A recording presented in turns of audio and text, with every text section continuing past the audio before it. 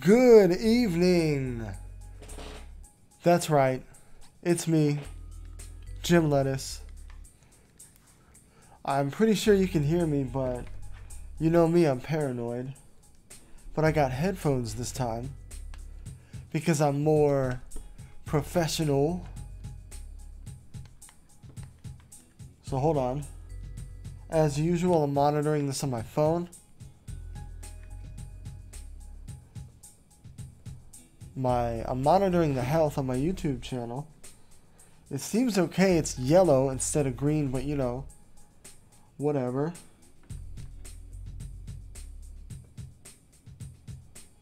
I don't know if it's showing up. It says I'm live.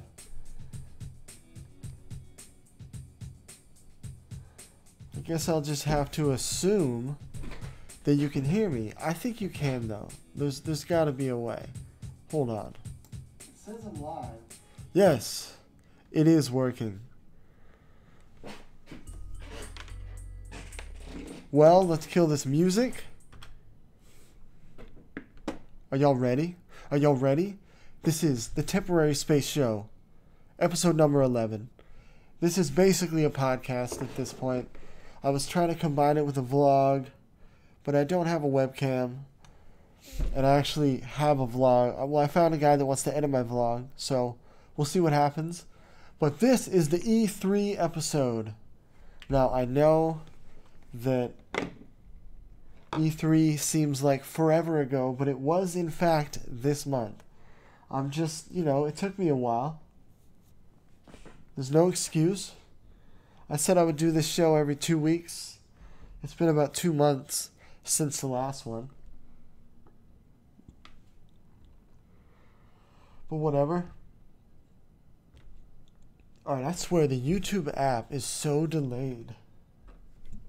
Anyways, let's get started. I got an itinerary here, okay? I got some topics, but oh shoot, I forgot to do the intro. I wasted the song. Hold on.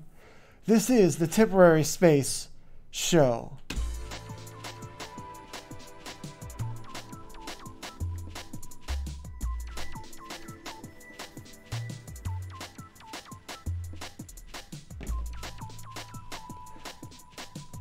Oh, now it's working on my app.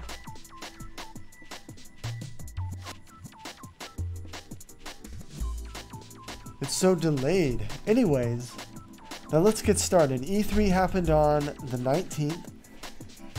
And, oh wait, hold on. Okay, so the show started. Let me kill the intro. There. I'm supposed to like make it pop with the music, but whatever. Okay, we're freeballing it here. So this is the E3 thing. It happened on June, what is it? Let me look. Hold on. It was on the 19th of June. Okay, I think I closed that window, but it doesn't matter. I want to talk about Star Wars. The new Star Wars. It honestly looks like it was too, first of all, it was too dark. I mean, I guess I should have assumed that it would be too dark because, everything's got to be all gritty now because it's the next gen. They did the same thing with Gears of War and all that, that when everything looked kind of brown. Like, we're in that stage again. It's kind of happening, but it's really going to happen next year when all the new consoles are coming out. As far as we can tell, that's when it's happening. They've announced them and talked about them, but we'll actually be able to buy them next E3, so that means all the crazy sizzle reels will be bumping. Now let's see, what is this new Star Wars? It's called Star Wars Fallen Jedi? Fallen Order? Okay. Star Wars Fallen Order. Let me get an image here for you. Let's see. I can show you my screen. Hold on. You should be able to see my screen. Now this is some of this is other games. Okay, it's working. This The Jedi Fallen Order. There's a gameplay video, and they definitely had a cutscene on YouTube beforehand. It looks like Sekiro. It really does. Now, I'm not going to play the gameplay because I don't want to deal with that kind of tricky copyright. I don't want to deal with it. So we're just going to look at pictures. I think those are still safe. You have this little robot that follows you, and they have like a longer gameplay demo from E3 that they uploaded to YouTube today. And it's like, you can't hear the crowd cheering and stuff, which is good. I kind of don't like that unless I'm actually watching the live broadcast or whatever. But, okay, here's a better one of all the... But when he's playing, it's kind of slow and to a rhythm. Like, it's looking around, you know, he lifts up, he does the force push on a gate, and then he does like a wall run. It looked and felt like Sekiro, but with a Star Wars skin. Now let's go back. Let me look at my thing. That's basically my 2 points. It's too dark. It looks like Sekiro, and I'm willing to check it out, but I don't know if I would stream it. It just looks so dark. Plus, you'll probably get copy striked all over the place with that Star Wars music. So let's move on. The next one I want to talk about is Borderlands 3. Now, let me see if I can pull a picture up of Borderlands 3. Now, they just released Alright, if you don't know what Borderlands is, it's kind of like Destiny, but before Destiny, they call it the first-person shooter. It's like the Diablo of first-person shooters. I never played Diablo, but it has a lot to do with people, like the random, not random, but like the RNG loot that you get each time you play. Anyways, Borderlands 1 came out, and then there was a 2. And they just released that on the PlayStation whatever. What is it? PlayStation Plus? Yeah, PlayStation Plus. And why is it so hard to find a picture of... Okay, so this new Borderlands, it kind of has... what do we call it? Far Cry, whatever that newest one was called, Syndrome and Rage 2, how everything's got to be all trippy. Because they're all very similar. Anthem, Rage, they all have this similar looter shooter kind of feel to them. Now, they're not all looter shooters, but look, you can see like the just like the colors, and that's a big reason why I'm interested, is because it's a lot more colorful. Originally, I didn't like having it was so bland and dark, and I almost streamed Borderlands 2, but I was like, you know what, it looks like crap, I don't want to stream it. But I saw a video of Borderlands 3, like gameplay or whatever, and it looked awesome. And maybe, just maybe, I'm kind of tired of Destiny.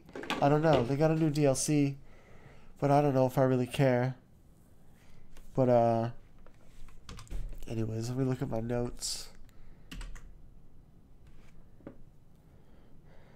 Well, that's about it. I almost played it. I almost played the second one. I actually hated the first one, but my friends played it, so I just kept playing because I wanted to, you know, play with my friends. But this new one looks much better with better graphics, the whole nine. I'm excited. Now, I went through all the trouble to download a picture of Keanu. We need to talk about Keanu. Okay. John Wick himself. Neo, the chosen one. If I can pull up, if I see, I have to make it full screen. Why are you so difficult, Windows? It's not Windows, it's more like... It is Windows, because the default program won't let you completely full screen, but I want super duper full screen. So we're using VLC Media right here.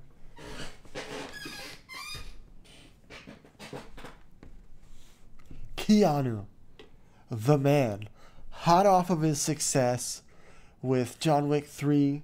I still haven't seen it. I think I'm waiting for the Blu-ray because I like to pause and stuff like that. But when he came out, it was like those old school E3 moments. And we're going to talk about how E3 is different, but that'll be later. But it definitely felt like old school E3 where like everyone was super hyped and pumped. And I don't know how this did not leak. But when he came out, I got so pumped. I was glad to see more footage of Cyberpunk. It still looks a little dark, but then again, that's what it's supposed to look like. You best believe I'm going to stream the crap out of that game when it comes out.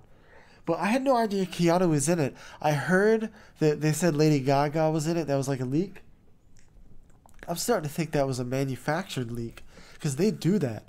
They will leak stuff and so that everybody is thinking about that when the real secret is apparently Keanu Reeves is in the damn game. And he's not just in some, weak ass cameo at the end or the beginning, like what is it? Liam Neeson in Fallout 3 where he's like your father and he's only in the first scene and then you never see him for the rest of the game. Keanu is apparently like your helper and he's like this AI follower almost, but not more like a Cortana. So he might help, but he's not actually interacting. And I'm excited. He comes up, he walks up and he's like, "Wake up!" So like basically they have these characters and they have two. If you were like a real YouTuber, like the bigger YouTubers, they get to go to these things and they get their trip paid for. They got to go behind the scenes and see gameplay, and they basically showed the same level with two different characters, two different builds. One was like a like a badass like cyborg fighter, and one was more of like a hacker. And basically, the character gets killed at one point, and then Keanu Reeves shows up, and he's like, "Wake up, samurai! We have a city to burn." And everybody went crazy, and Keanu Reeves is just so cool. I just had to use this picture while I talk about it.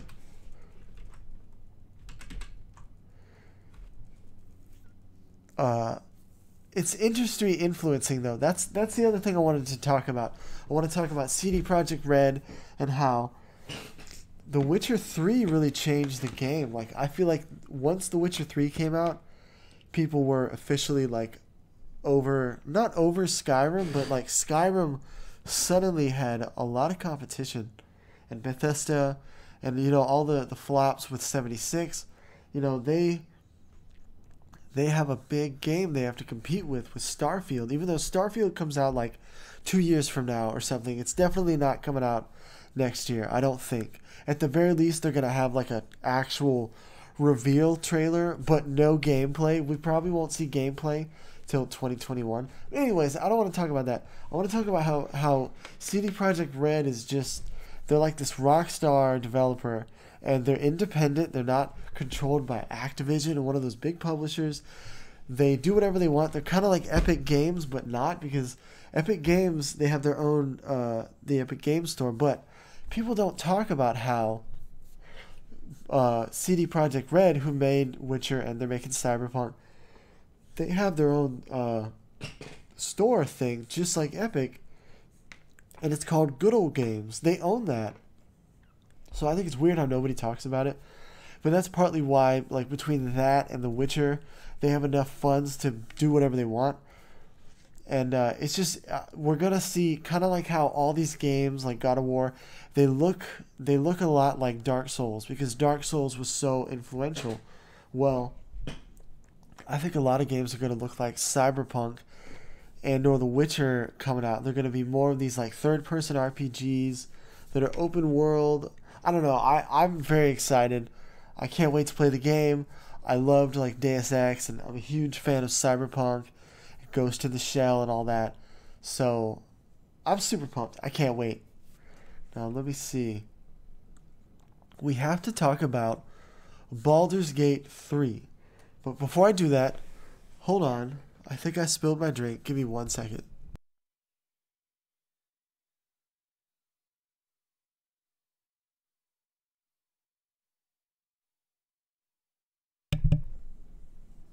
Okay, I'm back. I hope I didn't mess up my mic. Y'all, I hope I'm not sick. I can't tell if I just always sound sick or if I'm sick. Anyways, I digress. Let's talk about Baldur's Gate 3. Before we do that, we have to talk about Divinity Original Sin and Divinity Original Sin 2. Now, I don't remember the name of the company. Let's see if I can Google it. We want to go to... No, that's not what I want. Divinity Original Sin was a Kickstarter game. I don't know if it was actually on Kickstarter, but it was a big deal, and it was this kind of isometric... Now, hold on. I'm about to show you a screenshot. Here, this is... What's a good... That's the one up here. You can basically kind of tell. See, it's that isometric. It's not top-down like old school GTA or like old school Zelda or something. And it's not to the side like a side scroller. It's isometric. That's the name of the angle, I guess. These were a big deal 10, 15 years ago. And Baldur's Gate was one of these type of games. And so like when this came out, the first one came out like, what, a few years ago. And then Divinity 2 came out like last year. And it's super deep and all this stuff, but a lot of people were like, oh, it's like Baldur's Gate, even though a big difference is this one is turn-based, whereas Baldur's Gate, at least the one I played, it was like Baldur's Gate 2. It was a hack and slash, and more like a Marvel Alliance style, and everybody was like, oh, cool, this is just like that, and this game is a big hit. I streamed it on my channel. I'm probably going to buy the second one and stream it more with Jesse Ponington. He's my buddy, another YouTuber. But what's so cool is that it reminded everyone of Baldur's Gate. Now let's see if I can find a picture of Baldur's Gate. Let's see, Baldur's Gate 2, that's what we want. I don't really care about 1. Here's whoa, this is old looking. It looked so good when I played it. I can't even find a good angle. This almost looks like an older one. The one I played was like a remaster on PS3. And it looks exactly the same. Something like this.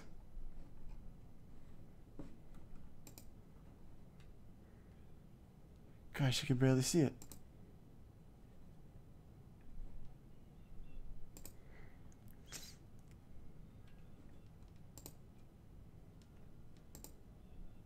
Alright, here's a good picture.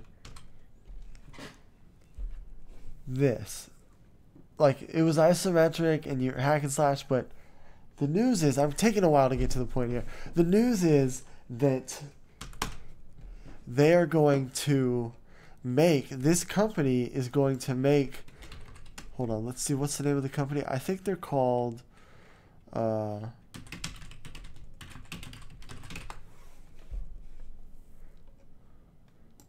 what is their name? What is the name of this development? Larian Studios, okay? Larian Studios is making Baldur's Gate 3. It was an announcement. I think they announced it before E3, but they had a cinematic trailer, and I'm super pumped. I can't wait. That's what I just took 10 minutes to tell you. That's all. That's the whole point. But there was a cutscene.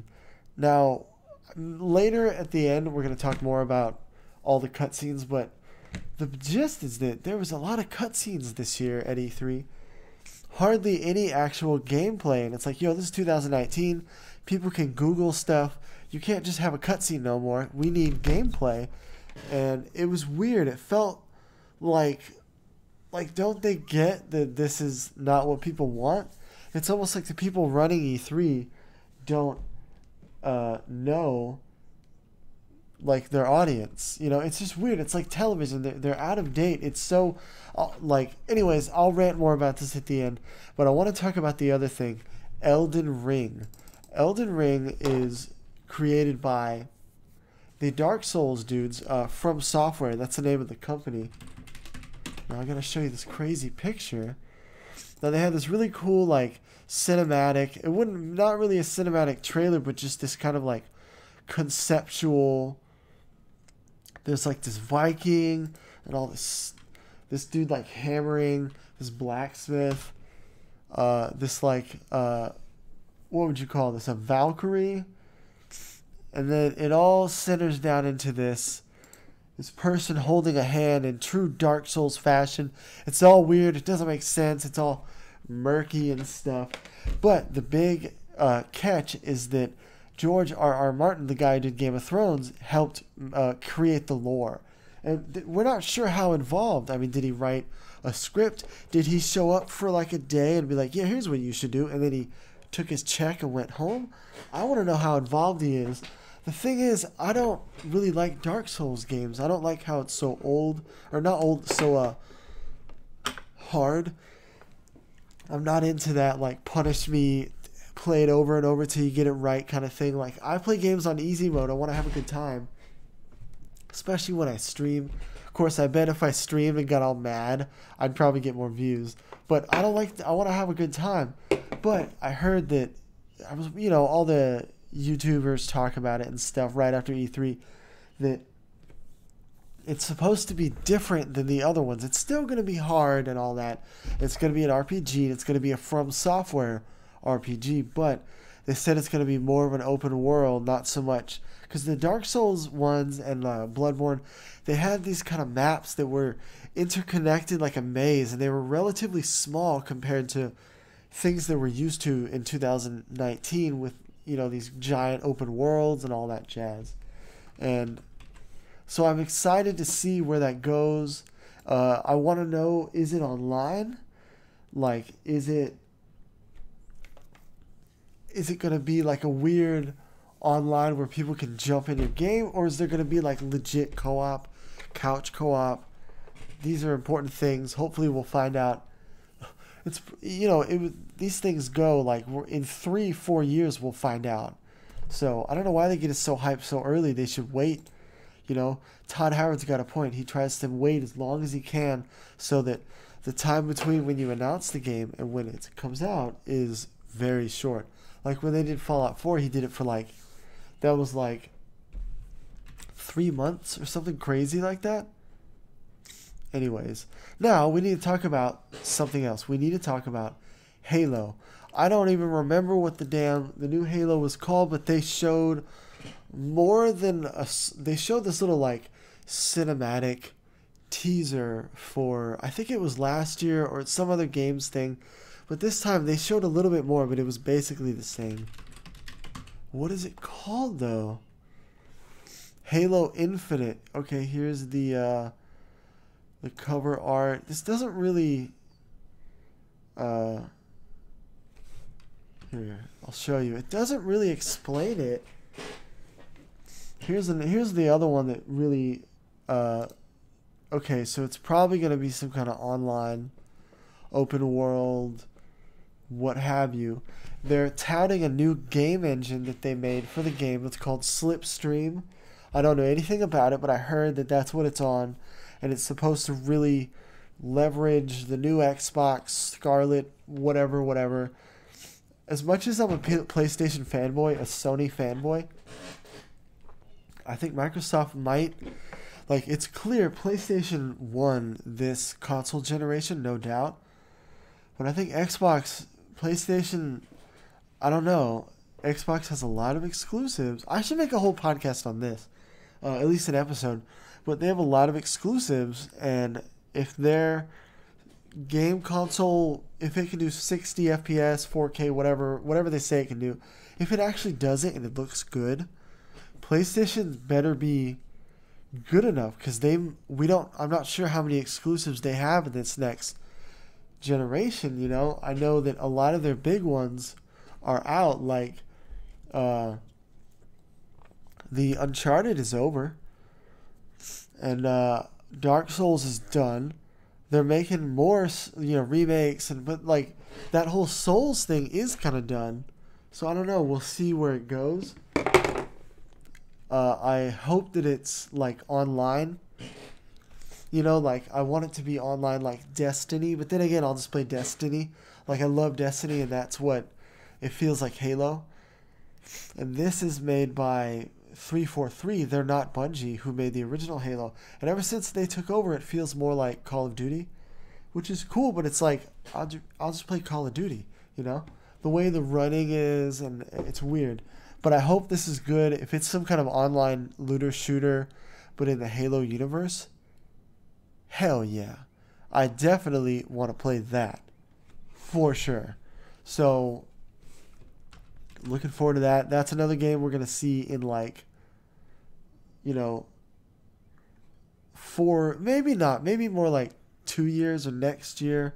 I don't think it's going to be done next year. They would have showed more of it at E3 this year if they were actually like ready. Okay, let me take a 1 minute break here. Listen to some elevator music. I'll be right back.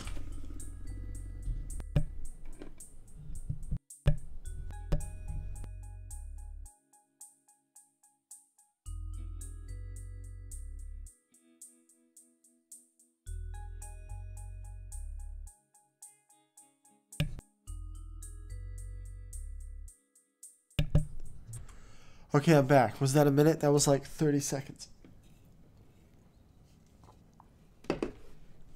Okay. So, the end, I want to close it out. I'm almost at half an hour. I want to make this... this show's supposed to be an hour, but I don't know if I can keep talking that much. I don't know if I have that much to say. But maybe we'll extend it over time. But anyways, half an hour is what we've been doing the last few episodes. So to close it out, I want to talk about the future of EA. Like, what is really going to happen? Because it has been waning down. All the big companies are bailing. Microsoft was the only company there. Nintendo bailed a few years ago. Sony, PlayStation bailed. This year they were like, yo, we're not going. We have our own. They have their own one called Sony something or other. And then Nintendo, they don't even have a freaking convention. They do Nintendo Direct, where they literally just like live stream on YouTube, I guess. I would imagine they live stream on some other websites and YouTube like at the same time. I don't know how that works. But, you know, this day and age, it's becoming more and more impractical to do things in person. And I really don't know. I don't know, what is E3 going to look like next year? Will it be bigger? Is it going to have... Are we going to see more gameplay? Like, at the very least, you know it's going to be a little bit bigger because the new consoles are going to be out next year. I'm pretty sure Xbox is going to... I don't know who's going to come out first, but they are going head-to-head. Xbox has to prove themselves. You know, Microsoft failed last generation. I think Sony is seeing the writing on the wall with Google Stadia, and that's why Sony and Microsoft did that joint venture with the cloud. Basically, they're investing in cloud services like PS Now, xCloud, which is different from Xbox. Xbox Game Pass is different from Xbox Cloud, because Xbox Cloud is more like streaming, like PlayStation is. But PlayStation saw this when Game Pass came out, and PlayStation made it where you can download games on their PS Now. So PS Now is actually, they almost have a leg up because it's streaming and downloading, but it's only like PS4 games, not all the games. But we'll see. I think it'll be a little bigger, but I just don't know. I'm super pumped about all the new PS5 and all that. They said they do like 8K or whatever. Yeah, we'll see. It's going to be... If I would settle for like a solid 4K 30p and a solid 60 frames at 1080. You know, I don't know. I feel like in 2022, when these things are done, that's doable in a probably $400 to $500 console. But then again, I'm a console pleb, so, you know, take that with a grain of salt. But I want to talk about... All right, we're at half an hour. I want to talk about what I want to see. What I want to see, I don't know. I would like to see more big time actors in these games. They're turning into movies. Hideo Kojima's making that more popular. You could argue that CD Projekt Red probably, they might have already done it, but like Norman Reedus is the frontman for that game. He's the lead actor, and even the voice actors are becoming big stars. And so I think it would be cool to see more traditional actors in video games, but we'll see if the video game industry doesn't eat itself. So I don't know. It's all up in the air. But anyways, those are my thoughts on E3. I wish that I could have watched it live somehow, like reacted. But I don't know how I feel about reaction videos. Plus, copyright flags is a nightmare with those kind of things. Especially when I'm watching an E3 broadcast. Anyways, that's about all, folks. This has been the Temporary Space Studios. Hold on. This is Temporary Space Studios. This is the show. It's a podcast. And hold on. I'm trying to show you our merch. Okay, if you want to support us, follow us on Instagram, Facebook. If you really want to support us, buy a shirt on our Teespring store. Or you can go to our website, TemporarySpaceStudios.com, to find links to all this jazz. It's also in the description. Yeah, what are we at? 31 minutes? 32 minutes? Not bad. I'm going to sign off. I'll probably live stream tonight. I try to game every day. I'm going to play something in like an hour after I eat. So stay tuned. I'm Jim Lettuce. This is a Temporary Space Show. That is all.